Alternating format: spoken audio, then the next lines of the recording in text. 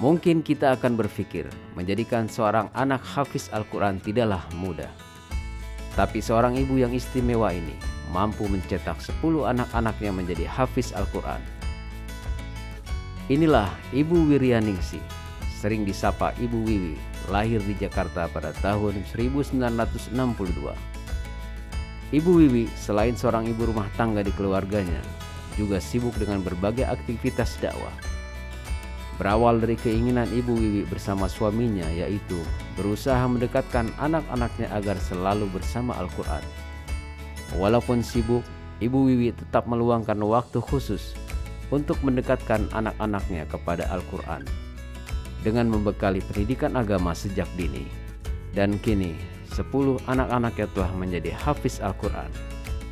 Nah, bagaimanakah kisah inspiratif dari seorang Ibu Wiwi yang sabar dan tekun mencetak anak-anaknya menjadi hafiz Al-Quran?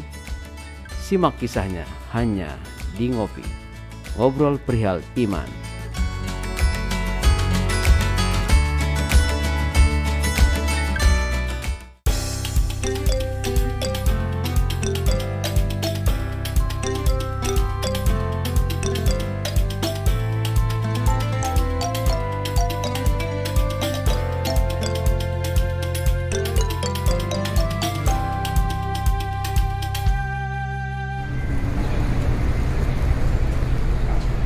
Ramai hari ini. Alhamdulillah Pak Ustadz, dari pagi nih pelanggan ini. Ramai. Alhamdulillah. Alhamdulillah Pak Ustadz. Inilah manusia. Kalau banyak pekerjaannya, capek Ustadz. Ramai. Begitu ndak ada pelanggan, sepi betul. Ngeluh ya Pak Ustadz. Maka kata Nabi, manusia tempatnya keluh kesah. Gimana Pak Ustadz? Kopi apa nih? Alhamdulillah. Kopi Toraja. Oke, Toraja. siap. Ada yang mau pesan kopi juga Ustadz. Tamu spesial kita. Oke. Mau pesan kopi apa? Bunda Wiryaningsih, Bunda Wiwi. Ada coklat? Oh ada, boleh. Minum Siap. kopi Ustadz. Ya udah, Ya. Bundanya Coklat, coklat. ya. Siap. Oke. Kita Coklat, duduk. simbol kasih sayang. Waduh. Silakan kasih duduk ya. Bunda. Terima Ini kasih. Bunda Wiryaningsih atau Bunda Wiwi Ustadz. Ya, Panggilannya Bunda Wiwi. 11 anaknya semuanya hafiz Al-Quran. Alhamdulillah. Alhamdulillah berkah. Ini mungkin boleh diceritain dulu 11-11-nya hafal Al-Quran atau seperti apa? Anak ini memang ada 11, tapi yang nomor 11 sudah meninggal. Jadi yang ada 10. Berarti Demikian jadi 10. Oke, sekarang ada 10 Ustadz ya. Mantu 6. Pertama memang motivasi dari ibu atau anak sendiri yang langsung mau? Orang tua tentunya. Anak-anak iya. itu kan seperti kertas putih. Ya, Oke. ya. Tergantung tintanya siapa yang memulainya, Ya. mengisi lembaran-lembaran hidupnya. Ustadz Ya, kan begitu. oke, betul. Ya, alhamdulillah Bapak almarhum dengan saya sudah mencintai Al-Quran. Itu ngajarinnya gimana ya? Karena anak 2 aja Ustadz kadang-kadang pusing ya. Iya, Ini iya, ada iya. 10. Gimana? Ya. Bunda Wiwi? Iya, memang harus ada blueprint, Ustadz. Oh, Cetak birunya dari anak pertama.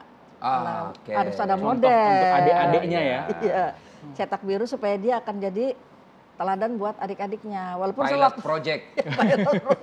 Kalau udah bener Boleh awalnya, iya. ke bawahnya udah. Dan memang betul. Coba Iya. lihat yang bersaudara. Biasanya itu adik itu melakukan apa yang dilihat dari kakaknya. Oke, mungkin kan emak-emak, ibu-ibu di rumah ini juga penasaran ya. Dan juga terinspirasi sekali dengan Bunda Wiwi, anaknya bisa hafal Al-Quran. Mungkin apa aja yang dilakukan ini bisa Ya dikasih tahu betul. gitu. Iya. Apa dititip di pondok atau Bunda Wiwi sendiri yang Mengajarkan. jadi ustazanya? dua-duanya. Jadi Oke. memang kami orang tua, terutama pertama ini anugerah Tuhan yang Maha Kuasa, Allah ya. Kedua kompak Bapak dan Ibu, Oh, orang tua. Saya ngajarkan sendiri anak-anak. Kompak dalam arti satu visi. Satu visi. Jangan sampai misalnya ibunya pengen A, bapaknya pengen B. Jadi kalau itu misal agak berat itu agak berat ya. sebab repot. Ya, Kan yang betul. membiayai sekolah anak-anak kan bapak. oh Bapak. Atau misalnya bapaknya kepengen A, pengen ibunya pengen B, juga berat. Jadi kita harus sevisi. Alhamdulillah saya mengajarkan sendiri anak-anak, ba'da subuh dengan ba'da maghrib.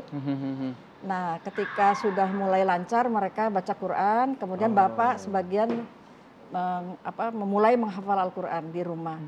Nah, dilihat ini kemudian bapak memasukkan sebagian anak-anak ke pesantren, pesantren Quran. Jadi ada yang selesai hafal Quran 30 juz itu nomor 2, itu umur 9 tahun 10 bulan. Dia menghafal hanya 2 tahun 8 bulan.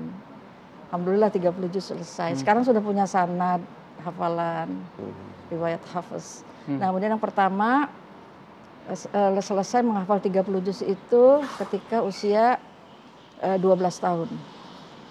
13 tahun kelas 2 SMP ya. SMP di pesantren. Kemudian masuk selesai di TB sekarang sudah bekerja. Kemudian ditiru oleh adik-adiknya semua. Nah, yang nomor 8 selesai menghafal 30 juz itu usia kelas 6 SD. Jadi tradisi ini kami jaga terus sampai sekarang, Ustadz. Intinya bagaimana bukan selesai menghafal, tapi bagaimana hidup terus bersama dengan Al-Quran. Penelitian menginformasikan 1 sampai 7 usia emas, pertumbuhan otaknya. Iya, betul. Maka di situ perannya seperti tua. dikatakan Mbak Wiwit tadi, ya Bunda Wiwit, bahwa di sini saatnya kita mau menulis apa. Betul. Jadi ilustrasi sederhana diberikan, anak ibarat kertas kosong.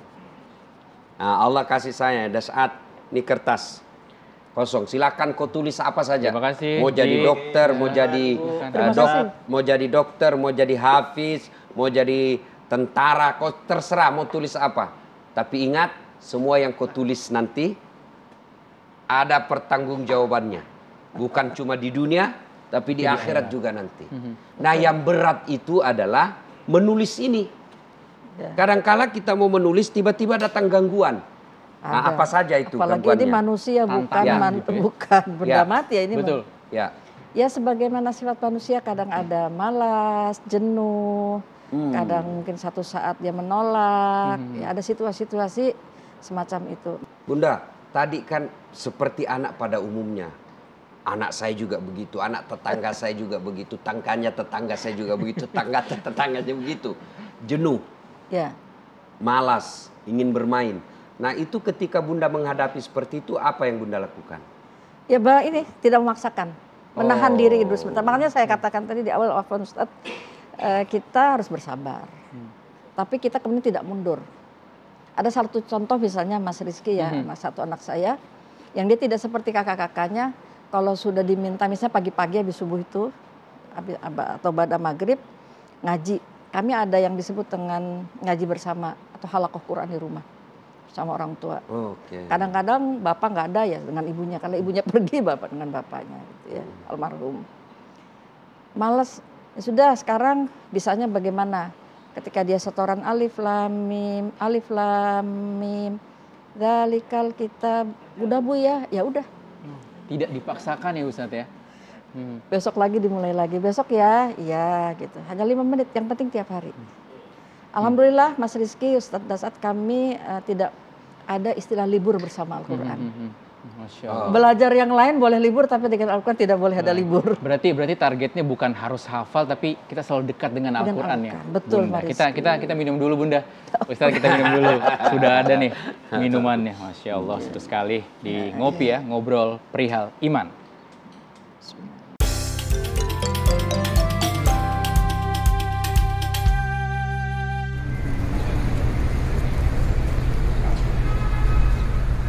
Sekarang tantangannya banyak sekali Ustadz ya, apalagi mungkin kalau yang penghafal Al-Quran ini untuk menjaga seperti apa agar hafalannya ini tetap maksimal Ya, begitu Ustadz Mas, ya. saya ini beberapa tempat pesantren penghafal Quran saya kunjungi. Semua seragam. Anak santri tidak boleh pegang handphone. Betul. Tidak boleh pegang handphone. No gadget, Di mana ya? aja, tidak ada.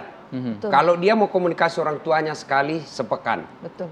Hari Ahad, ya. Nah, ini juga penting, jangan juga ndak ada komunikasi, jangan sampai anaknya penghafal Quran tapi hilang ikatan emosi antara anak dengan orang tua karena ndak pernah komunikasi, gagal itu, ndak ada gunanya hafalan Quran seperti itu kalau anak kita kemudian ndak hilang rasa cinta. Tapi tidak akan ada anak yang hafal Quran durhaka sama orang tuanya, ndak mungkin ya. Nah, untuk itu ternyata dibuktikan bahwa handphone ini menjauhkan anak kita dari Quran. Maka solusinya batasi. Harus ada pembatasan. Ya, program yang terbaik adalah anak diberikan instrumen-instrumen dunia anak dalam hal ini main yang selalu ada hubungannya dengan Quran. Alhamdulillah sekarang Mas Rizky, Ya, karena ada perusahaan-perusahaan yang sudah menyadari ini, maka ada mainan-mainan anak-anak itu yang memang membuat anak kita cinta kepada agama. Saya tidak usah menyebut merek. Buku ada itu. Bisa ada suaranya, Ustaz, ya, ada orang MP3, ngajinya. ada semua. Kemudian sajadah, semua. Tinggal orang tua mau ndak terjunkan anak-anak kita terhadap mainan-mainan yang mendekatkannya kepada Al-Quran. Cuma orang tua itu ketika mau ke situ, jangan kau pikir setan menyerah. Enggak, setan masuk. Sudahlah, hafal Quran enggak produktif. Hafal Quran enggak bisa jadi insinyur. Hafal Quran enggak bisa jadi dokter. Masukkan anakmu di sini sekolah ini. Itu setan bisikin. Bunda, kan susah itu anak kita menghafal 30 juz. Dia pertahankan sangat sulit. Apalagi sudah berinteraksi dengan dunia kerja. Namanya mungkin ya. Ya, karena kan orang itu bisa menghafal kalau dia ulang-ulang. Dan susahnya kita karena bahasa kita dengan Quran beda. Iya kan? Kalau orang Arab gampang menghafal, ya bahasanya. Dia tahu isinya. Tapi kalau kita kan hafal tidak tahu maknanya. Mereka nggak perlu translate lagi, kita harus artikan lagi. Nah, ketika dia sudah kerja, tidak mungkin masuk di perusahaan dia ada kata manajernya, "Dek, kau bukan mau hafal Quran di sini, harus kerja." Nah, pada saat berinteraksi dengan dunia kerja lambat laun, hafalan pasti sudah mulai bukan hilang ya, longgar. Nah, tidak mungkin juga anak kita mau menghafal seterusnya. Dia butuh tenaga, dia butuh kerja. Dia ada anak istrinya harus dinafkahi. Maka disitulah pentingnya anak-anak kita hafizah ini dibekali pengetahuan dan keterampilan yang bisa membuat dia juga gampang diterima dalam dunia kerja. Itu Bunda ya. Sebenarnya ketika kita punya komitmen bersama, hidup bersama dengan Al-Quran dan Al-Quran agenda dalam kita, dalam hidup kita, itu bisa diprogram, Ustaz. Alhamdulillah anak-anak kami, mereka juga kerja berkompetisi ya, dengan latar belakang ilmu juga bukan seluruhnya ilmu agama. Ya memang ada tingkat kelengketan. Jadi misal 30 juz, lengketnya 15 juz, lengketnya 10 juz. Tapi intinya kepada muayashahnya itu, interaksi terus dengan Al-Quran. Dan itu bisa diprogram. Misalnya murojaahnya atau mengulangnya itu setiap hari setengah halaman atau 1 halaman. Jadi terus, dan memang tidak boleh sendiri. Pertama harus ada lingkungan yang menjaga dia. Itu sebabnya saya juga alhamdulillah kami di rumah membangun muyasar Quran Learning Center, hanya kecil aja. Sebenarnya intinya sih kepada lebih ngajarin tetangga supaya pada bisa baca Quran. Karena masih banyak kan jutaan saudara kita yang tidak bisa baca Al-Quran. Padahal itu dibaca dalam sholat. 60%. Iya, padahal itu kan dibaca dalam sholat. Ya. Dibaca dalam sholat kan Al-Quran. Intinya seperti itu. Dan tadi menjaga iklim bersama Al-Quran tiap hari. Anak-anak ini harus dibuatkan laboratoriumnya lah gitu, labnya. Nah ada yang memang tingkat kelengketan setelah mereka selesai 30 juz, tidak semuanya juga kemudian bisa lengket 30 juz, itu harus terus diulang-ulang. Ada beberapa yang sudah mutkin istilahnya ya Ustaz ya? Iya, yang sudah lengket dan mereka sudah punya sanad, ada 3 anak, sanad hafalan yang bersambung kepada Rasulullah. Riwayat Hafiz An-Asim, sudah ada beberapa yang mempunyai sanad. Itu jadi harus berguru begitu seterusnya. Ini yang dilakukan untuk menjaga Ustadz ya, tapi ini dilakukan terus sampai sekarang, Bunda Wiwi? Sampai sekarang, bahkan ada yang paginya kerja seharian, nanti malamnya ngajarkan Quran. Kita buat kondisinya seperti itu supaya minimal mereka tetap bersama dengan Al-Quran. Kalaupun tidak lagi bisa mengulang seluruhnya, mereka pernah menghafal istilahnya, intinya hidup bersamanya itu, tidak meninggalkan. Mas Rizky, saya ketawa tadi sebab Bunda katakan harus ciptakan lingkungan. Jadi istri saya itu dulu santri. Dia hafizah, penghafal Quran, pengantin-pengantin baru. Saya jadi repot juga. Sebab memang tidak bisa dia kalau sendiri. Harus ditemani untuk ngecek. Saya capek nih pulang ceramah. Sudah tiba ya, murajatnya dulu. Saya capek. Memang itu harus diciptakan. Iya, harus ada lingkungannya. Dan ada fakta. Hampir universitas ternama, ya termasuk universitas saya, tempat saya ngajar, Universitas Hasanuddin Makassar, itu membuka peluang bagi anak hafiz, penghafal Quran, kalau dia hafal 20 juz, mau jurusan apa saja. Mau kedokteran, mau teknik, apa saja. Tapi ada memang khusus kita dibikin Jalurnya, lembaga yang ngetes hafalannya. 20 juz, kalau dia 20 juz, kau mau jurusan apa saja? Dan saya tanya dekan Fakultas Kedokteran dan Kesehatan Masyarakat. Ternyata yang lulus itu karena tes hafalan Qurannya bagus, itu lebih cerdas. Dan itu sangat masuk akal. Ini ada hubungannya berarti ya? Orang menghafal bos itu otaknya bukan Dengan bukan kecerdasan. kaleng. Kita ngopi dulu biar nggak Ngobrol jadi perihal kaleng-kaleng. iman. Yes, ngobrol perihal iman. Aduh, Masya Allah. Ya.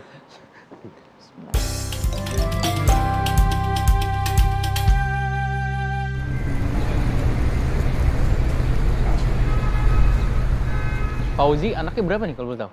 Alhamdulillah punya anak 3 nih. Alhamdulillah 3. Kalau Nah, Bunda Wiwi 11 Pengen juga nih. nih belajar nih gimana anak-anak itu punya apa ya, motivasi untuk jadi tahfidz.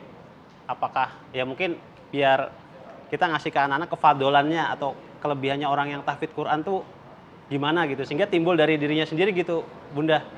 Nah ini tipsnya gimana Bunda buat sharing-sharing buat saya juga Bunda. Kiat-kiatnya seperti apa Bunda Wiwi? Nah kalau, makasih nih Mas Fauzi. Fauzi. Nah. Jadi kalau di dalam cita-cita atau keinginan Mas Fauzi sudah ada seperti itu, harus komitmen dulu Kak. Oke. Kalau muncul rasa malas dari diri, harus semangat gitu kan. Artinya gini, ketika kita menanamkan kepada anak-anak, mulai dari pengenalan Al-Quran dulu kan.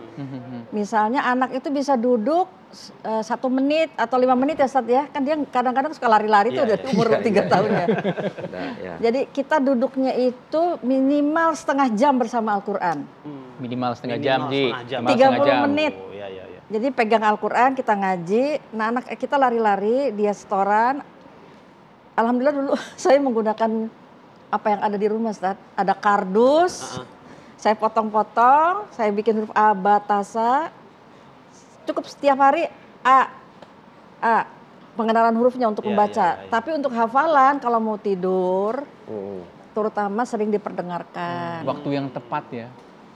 Menjelang tidur. Intinya Menjelang tidak tidur, Ustaz. boleh ada libur bersama dengan Al-Quran. Lagi pergi tamasya, piknik, saya selalu bawa buku dulu Qiraati.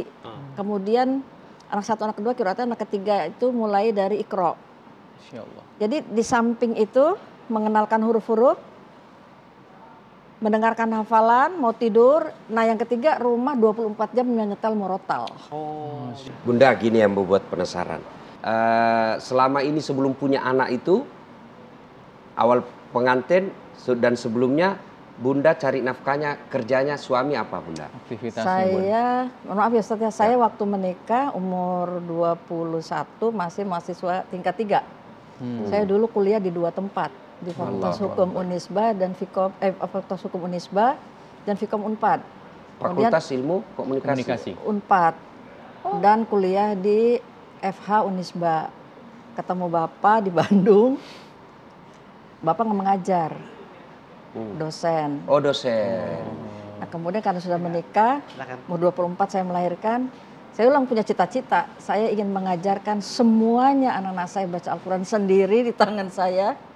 Sebagaimana ibu saya dulu mengajarkan saya seperti itu. Termasuk baca, tulis, hitung. Jadi anak saya rata-rata umur 5 tahun sudah bisa baca, tulis. Masya Allah. Jadi sebenarnya yang ingin saya garis bawahi adalah penghasilan dan apa yang dimakan anak kita itu sumbernya itu sangat mempengaruhi pertumbuhan anak. Karena Nabi berwasiat, jangan kau berikan anakmu makanan dan minuman yang haram, supaya dia tidak berpikir yang haram-haram. Nah, baru saya tahu, dosen itu kan sepertinya tidak ada proyek-proyek fiktif, ya kan? Setiap hari mengajar. Dosen di Asyafi'iyah. Ya, jadi makan dan minum halal. Amin. Ya kan? Nah, Insyaallah. nggak masuk akal toh. Berapa gajinya dosen? Betul. Tapi bisa menghidupi 12 manusia, 13 suami istri, 2 tambah 11. anak. Tapi kan Allah yang ngatur rezeki. Allah tidak minta kau kaya Ustadz. Allah cuma minta bekerja. Berapa hasilnya biarkan Allah.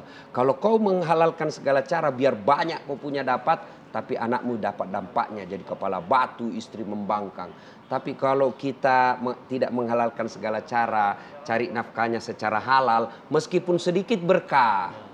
Saya penasaran begitu ya Bunda Wiwi, apa ya tanggapan dari anak, respon anak-anak, ucapan terima kasih yang diberikan anak-anak kepada Bunda Wiwi Setelah mereka setelah jadi mereka besar-besar. jadi orang hafal Al-Quran?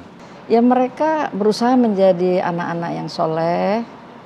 Dan mereka waktu ditanya awal juga bahwa kami menghafal Quran karena berbakti kepada kedua orang tua. Masya Allah. Silakan Ustadz Dasat Latif menyampaikan kesimpulan dari ngobrol perihal iman Ya, kita hari ini. suatu hari Rasulullah Sallallahu Alaihi Wasallam melakukan perjalanan ke suatu tempat. Kira-kira dari sini ke sini. Untuk sampai ke sini, Nabi melewati pemakaman. Nah, ketika tiba di pemakaman, Nabi lalu bersabda, "Saudaraku, langkahkan kakimu dengan cepat." Seluruh sahabat mempercepat langkahnya. Sampailah Nabi di tujuan. Setelah hajat terselesaikan, Nabi balik lagi dengan rute yang sama. Juga melewati area pemakaman. Ketika lewat area pemakaman, tanpa perintah, sahabat langsung percepat langkahnya.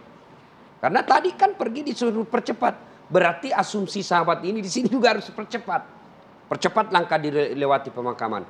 Nabi lalu bersabda, "Santai meko, ndak usah buru-buru. Biasa saja." Sahabat bertanya, "Ya Rasulullah, waktu pergi kami disuruh buru-buru. Ini pulang ndak lagi, ada apa?"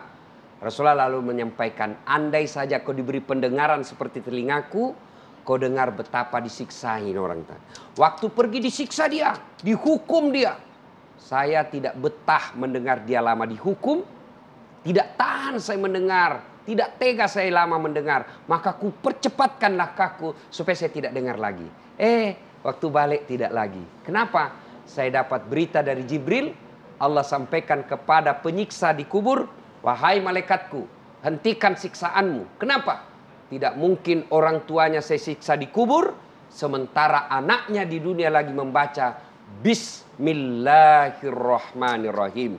Masa bapaknya saya siksa di kubur, anaknya menyebutku dengan nama Allah, pengasih dan maha penyayang. Allahu Akbar. Baru sekedar mengucapkan dan membaca basmalah, orang tua di kubur sudah dibebaskan dari azab kubur. Semoga ada manfaat. Saya Dasat Latif. Assalamualaikum warahmatullahi wabarakatuh. Masya Allah. Waalaikumsalam warahmatullahi wabarakatuh. Mari kita ngopi lagi, Ustadz, Bunda Wiwi.